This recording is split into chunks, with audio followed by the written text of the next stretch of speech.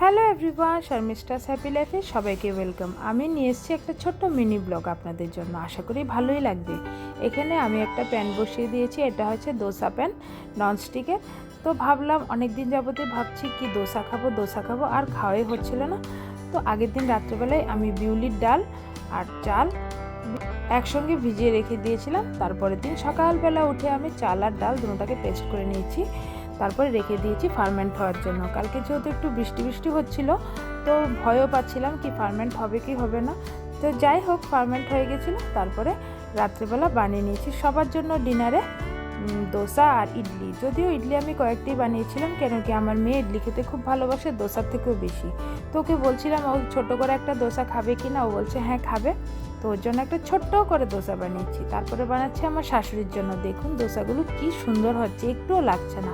আগে একটা আমার তাওয়া ছিল, কিন্তু এই তাওয়াটা বেশ একটা ভালো ছিল না, এই তাওয়ার মধ্যে লেগে যেত, এত সুন্দর হতো না। তারপরে আমি এই তাওয়াটা কিনেছি, খুব ভালো হয় এটার মধ্যে। এটা অ্যাকচুয়ালি দোসা তাওয়া।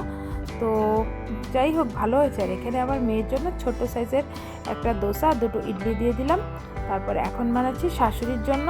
শাশুড়িটাও সুন্দরই হয়েছিল, সব কটাই সুন্দর হয়েছিল, খুব ভালো হয়েছিল খেতে, ক্রিস্পিও হয়েছিল।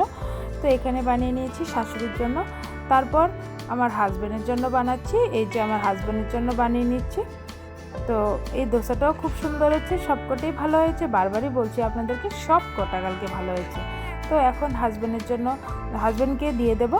তো এখানে আমি আগের দিনই রাত্রেবেলা ডাল না, আগের দিন না সরি, পরের দিন, ওই দিনই সকালবেলা আমি নারকেলের চাটনি আর সাম্বারের ডালটা করে নিয়েছিলাম, কিন্তু এই আলু চোখাটা বানিয়েছি রাত্রেবেলায় খাওয়ার আগে।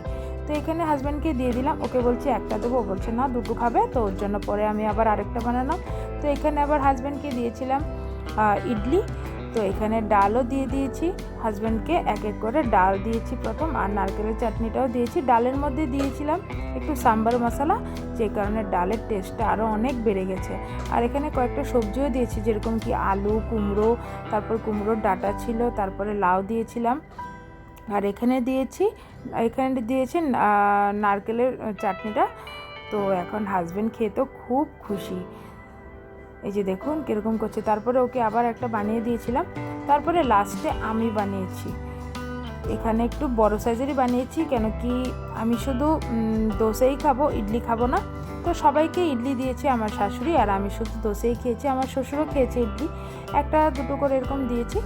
তো আমি ইডলি আর খাবো না, আমি শুধু দোসাই খাবো। এই জন্য আমার দোসাটা একটু বেশি বড় সাইজের বানিয়েছি। দেখুন কি বড় হয়েছে দোসাটা, খুব সুন্দর হয়েছে, কি বড় হয়েছে দেখুন।